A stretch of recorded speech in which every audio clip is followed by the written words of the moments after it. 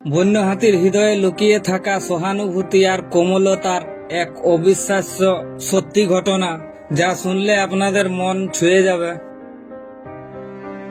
একদিন নির্জন ভোরে তামিলনাড়ুর ঘন জঙ্গলের পাশে এক বিশাল কলা বাগান, আর সেই কলা বাগানে হঠাৎ নেমে এলো এক হাতির দল। প্রকৃতির সবচেয়ে শক্তিশালী অথচ সবচেয়ে সংবেদনশীল প্রাণী। খিদার জ্বালায় হাতির দলটি ওই কলা বাগানের সমস্ত কলা গাছ নষ্ট করে দিল। প্রায় 200-রও বেশি ওই বাগানে কলা গাছ ছিল, কিন্তু সেই ধ্বংসস্তূপের মাঝেও দাঁড়িয়েছিল একটি মাত্র কলা গাছ, যা অটুট এবং অক্ষত ছিল।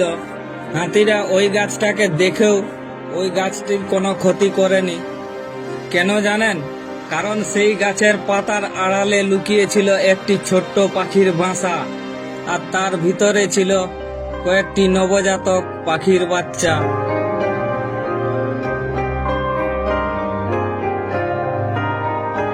হাতিরা সব গাছ ভেঙেছে, তবুও থেমে গেছে ওই ছোট্ট প্রাণগুলোর সামনে। তাদের বিশাল দেহের সামনে সেই ছোট্ট বাসা তুচ্ছ হতে পারত, কিন্তু তা হয়নি।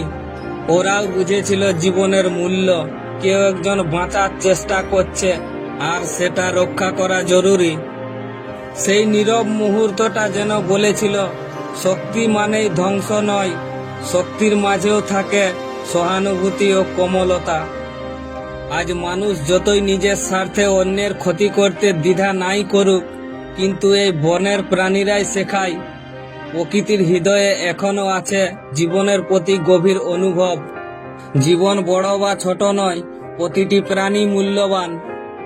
আমরা মানুষ, আমরাই পৃথিবীর শ্রেষ্ঠ জীব।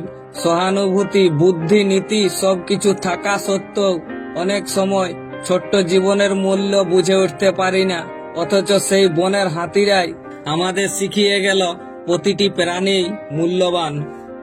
বন ও বন্যপ্রাণ আমাদের জাতীয় সম্পদ, তাই তাদের রক্ষা করা আমাদের নৈতিক কর্তব্য ও দায়িত্ব। তো সকলের কাছে বিশেষ অনুরোধ, প্রকৃতিকে ভালোবাসুন আর প্রকৃতিকে রক্ষা করুন। বাঁচবো মোরা, বাঁচবে ওরা, এই হোক আমাদের অঙ্গীকার। তো এখনো পর্যন্ত যারা যারা ভিডিওটি দেখছেন, তাদের কাছে একটা বিশেষ অনুরোধ, ভিডিওটি অবশ্যই শেয়ার করবেন।